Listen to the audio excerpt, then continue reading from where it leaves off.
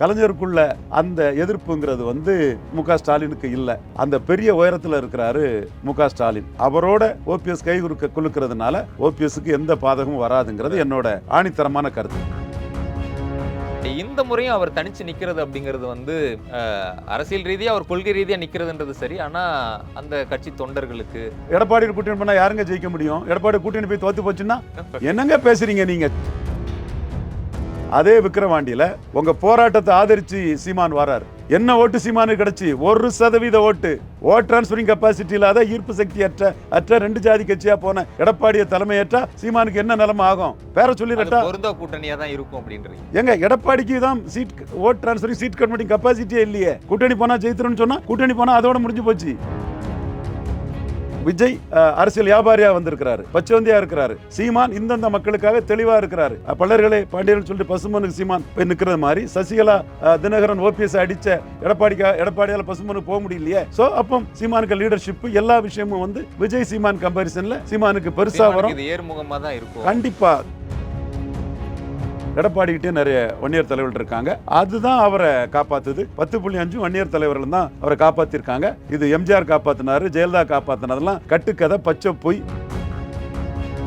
தெறிக்கவிடும் காரம் நிறம் சுவையை தருகிறது. ஆச்சி மிளகாய் தூள் தெறிக்கவிடும் காரம் நிறம் சுவை. ஓபிஎஸ்னுடைய அரசியல் எதிர்காலம் எப்படி இருக்கும்? அவர் வரக்கூடிய 2026 சட்டமன்ற தேர்தலை எப்படி எதிர்கொள்ள போறாரு? இதுக்கு முன்னாடி ஒருவேளை அவர் ஒரு அணி அமைச்சு விஜய் கூட போறதுக்கான வாய்ப்புகள் இருக்குன்னு பேசணும். இப்போ அவர் நேற்றுக்கு பேசினதெல்லாம் வச்சு பார்க்கும்போது விஜய் கூடயும் அவர் பயணிக்கல அப்படின்னா என்ன மாதிரி அவர் தனிச்சு நின்று பண்ண முடியும்னு நினைக்கிறீங்க? சில இடங்கள்ல தென் மாவட்டங்கள்ல அதிமுகனுடைய தோல்வியை நிர்ணயம் பண்ணக்கூடிய ஒரு சக்தியா இருப்பார், அவ்வளவுதானே? அரசியலில் நிரந்தர எதிரியும் இல்லை, நிரந்தர நண்பர்களும் இல்லைங்கிற புள்ளியில போகுது. 1962ஆம் ஆண்டு காமராஜ் பொசிஷன்ல மு.க. ஸ்டாலின் இருக்கிறாரு. நான் சொல்றது நிறைய யாரும் ஜீரணிக்க முடியல.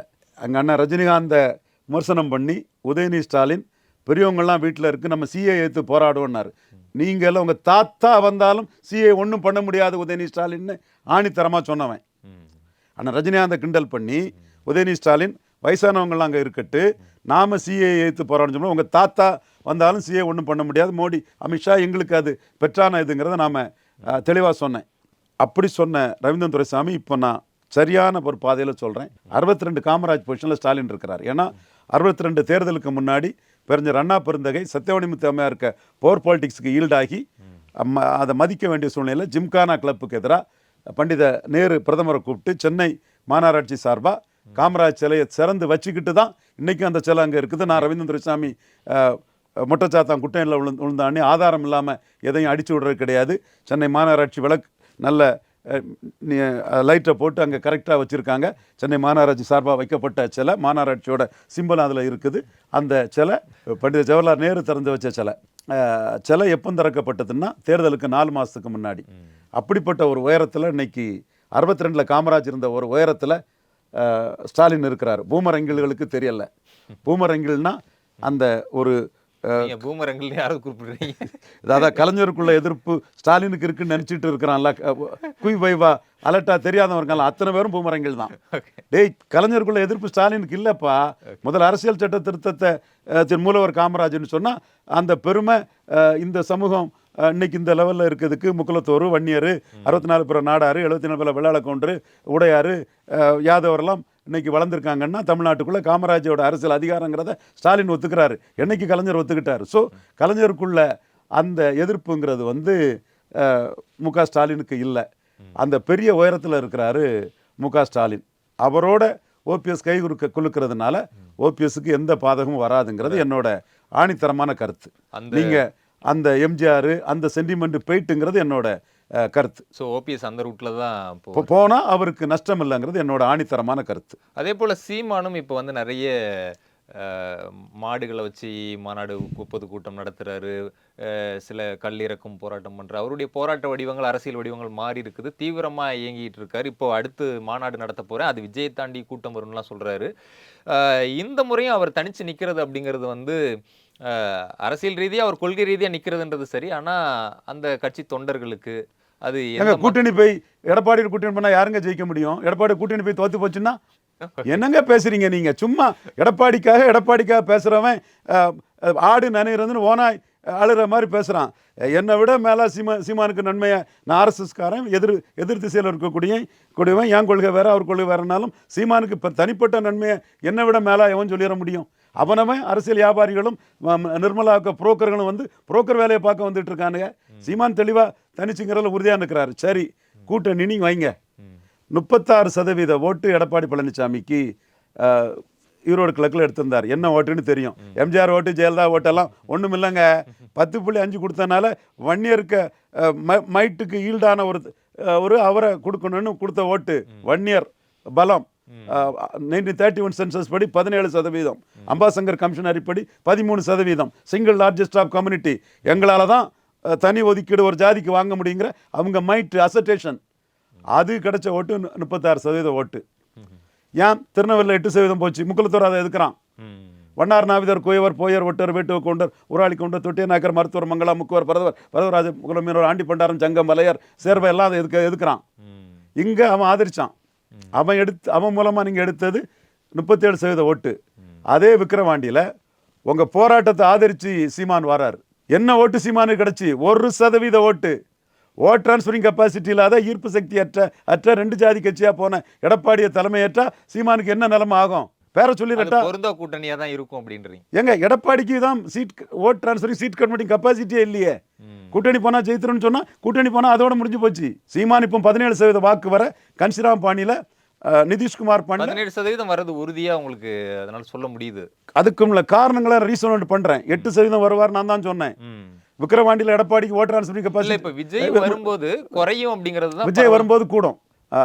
இவர் தேவேந்திர குல வேளாளருக்கும் பறையர்களுக்காகவும் 5% உயர்த்தணுங்கிறது அரசியல் வியாபாரி விஜய் கம்பேரிசனில் தான் தேவேந்திர குல வேளாளருக்கும் பறையர்களுக்கும் தெரியும். அவன் விஜய் அரசியல் வியாபாரி, நமக்காக நிற்கிறான், நமக்காக இன்னொருத்தரை எதிர்த்து நிற்கிறதுக்கும் தைரியமாக இருக்காங்கிறது தெரிய வரும். தமிழ்ல இருந்து பிறந்ததான் தெலுங்கு, கன்னடம், மலையாளங்கிறது துணிச்சு சொல்கிறான் சீமான். தமிழுக்காக நிற்கிறாங்கிறது விஜய் சந்தர்ப்பவாதி, படம் ஓடுறதுக்காக தெலுங்கு கன்னடம் நிற்கிறாங்கிறது தெரிய வரும். அடுத்தால பாராளுமன்ற கட்டடத்தில் சமஸ்கிருதம் இருக்கு, ஏன் தமிழ் இல்லைங்கும் போது எவனை வேணாலும் சீமான் தமிழுக்காக எழுத்து நிற்பான். அந்த பத்திரிகை வச்சிருக்கான், இந்த டிவி வச்சிருக்கான், நத்திங் டூயிங். பாராளுமன்ற கட்டடத்தில் சமஸ்கிருதம் இருக்கு, ஏன் தமிழ் இல்லைங்கிறத சீமானால் தான் கேட்க முடியும். அரசியல் வியாபாரி விஜயால் கேட்க முடியாதுங்கிறது மக்களுக்கு தெரிய வரும். பஞ்சமண்டலம் மீட்பை சீமானால் தான் பேச முடியும். அதை பஞ்சம நிலத்தை வச்சுக்கிட்டு இருக்கவனுக்கு ஆதரவாக தான் விஜய் நிற்க முடியும்னு தெரியும். மேல்பாதி மங்கலம் திரௌதி அம்மன் கோயிலில் உள்ள நுழையணுங்கிறத சீமானால் தான் பேச முடியும், விஜயால் முடியாதுங்கிறது தெரியும். இப்படி கல் தான் முக்கியம், பிராண்டி விஸ்கி வந்து தேவையில்லைங்கிறது சீமானால் தான் பேச முடியும்னு தெரியும். இதே மாதிரி ஆடு மாடு மேய்த்தல் அரசு தொழில் இன்னும் ஆடு மாடு மேய்க்கிற மக்களை வனத்துறை அலோவ் பண்ணாமல் இருக்க தவறுங்கிறது சீமானால் தான் போராட முடியும்னு தெரியும். இப்படி இன்னும் பல விஷயங்கள் அடிக்கிட்டே போகலாம். இதெல்லாம் விஜயால சீமானுக்கு பப்ளிசிட்டி கிடைக்குது. இது இன்னும் கூடுதலா கண்டிப்பான வாக்கு கொடுக்கும். கமல்ஹாசன் சீமான் கம்பேரிசன்ல சீமான் ஜம்பானது மாதிரி இதில் பெரிய ஜம்பு விஜய் சீமான் கம்பேரிசன்ல. விஜய் அரசியல் வியாபாரியா வந்திருக்கிறாரு, பச்சவந்தியா இருக்கிறாரு. சீமான் இந்தந்த மக்களுக்காக தெளிவா இருக்கிறாரு. ஏன் பல்லர்களே பாண்டியர்னு சொல்லிட்டு பசுமனுக்கு போய் நிற்க முடியுதுல்ல? பல்லர்களே பாண்டியர்னு சொல்லிட்டு பசுமனுக்கு சீமான் போய் நிற்கிறது மாதிரி சசிகலா தினகரன் ஓபிஎஸ் அடிச்ச எடப்பாடியால் பசுமனுக்கு போக முடியலையே, விடமாட்டான் அவன். ஓகே. ஸோ அப்போ சீமானுக்கு லீடர்ஷிப் எல்லா விஷயமும் வந்து விஜய் சீமான் கம்பேரிசன்ல சீமானுக்கு பெருசா வரும். இது ஏர்முகமாக தான் இருக்கும். கண்டிப்பா காஸ்ட் கன்சால்டேஷன்ல சீமான் பெரிய அளவு வாக்கெடுப்பார். தமிழ்நாட்டின் கன்ஷிராமாட்டு நிதிஷ்குமாராட்டு மிளிர்வார். 17% வாக்குங்கிறது நான் தொடர்ந்து சொல்லிட்டு இருக்கிறேன். 8% வருவார் மக்களவையில்னு சொன்னது நான் தான். விக்கிரவாண்டியில் போலரைசேஷன் தான் நடக்கும். சீமான் இருக்க வாக்கை காப்பாற்றுறதே சிரமம்னு சொன்னது நான் தான். திருவெற்றியூரில் 3ஆவது தான் சீமான் போவார்னு சொன்னது நான் தான். நகர்ப்புற உள்ளாட்சியில் அண்ணாமலை தான் பாஜக சப்போர்ட்டோட 3ஆவது வருவார்னு சொன்னது நான் தான். ஸோ சீமானை பற்றி நான் பேசுனது எதுவுமே இதுவரை தப்பாகலை. இதுவும் தப்பாகாதுங்கிற அளவுக்கு லீடர்ஷிப் உயருது. அவர் யாருக்காக நிற்கிறாரோ அந்த மக்களுக்காக உறுத்தா நிற்கிறாரு. ரெட்ட வேஷம் இல்லை அவர்கிட்ட. என்ன நினைக்கிறாரோ அதை ஸ்ட்ராங்காக சொல்கிறாரு. அதே மாதிரி பெரியாருக்கு ஆதரவாக 3 பேர் நிற்கிறாங்க. ஸ்டாலின், எடப்பாடி, விஜய். பெரியார் மண் இல்லை, பெரியாரே மண்ணுன்னு சீமான் தான் நிற்கிறாரு. ஒரே குட்டையில் ஊறிய மட்டைகள்னு அண்ணாமலை 18% வாக்கெடுத்தாரு. இன்னைக்கு ஒரே குட்டையில் ஊறிய மட்டைகள்ங்கிறத சொல்லிட்டு சீமான் தான் நிற்கிறாரு. ஈரோடு கிழக்கில் என்டிஏ நிற்காததே என்டிஏ தலையில்லாத முண்டமாயிட்டு அதுக்கே லீடர் ஸ்டாலின் வர்சஸ் சீமான், பெரியாரா பிரபாகரனான்னு அதிலே சீமான் ஏறிட்டாரு. இதெல்லாம் அண்டர் கரண்டில் இருக்குது. தெளிவாக எனக்கு தெரியுது, நான் சொல்கிறேன். நான் சொல்கிறது சீமானை பற்றி இதுவரை சரியாக வந்திருக்கு, இதுவும் சரியாக வந்திருக்கும் வரும். காரியத்தை சொல்லி தான் நான் சொல்கிறேன்.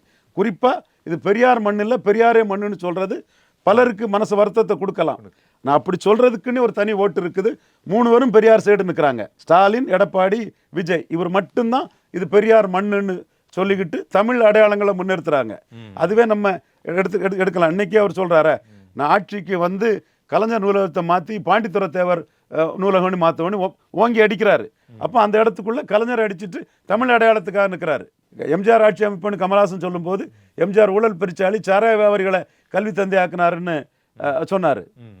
ஸோ அவர் தமிழ் அடையாளங்கள் உட்பட பல இஷ்யூகளை கன்ஷிராம் நிதிஷ்குமார் மாதிரி எடுக்கிறாரு. இந்த இஷ்யூக்காக தான் மக்கள் நிற்பான். மக்களோட நிற்கவனை தான் மக்கள் ஆதரிப்பான்.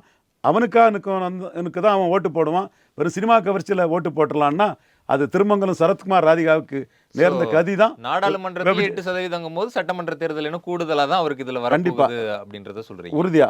அதே போல இப்ப வந்து எடப்பாடி பழனிசாமி அவர்கள் 100 தொகுதிகளில் அவருடைய சுற்றுப்பயணம் சுத்தி முடிச்சு வந்திருக்காரு.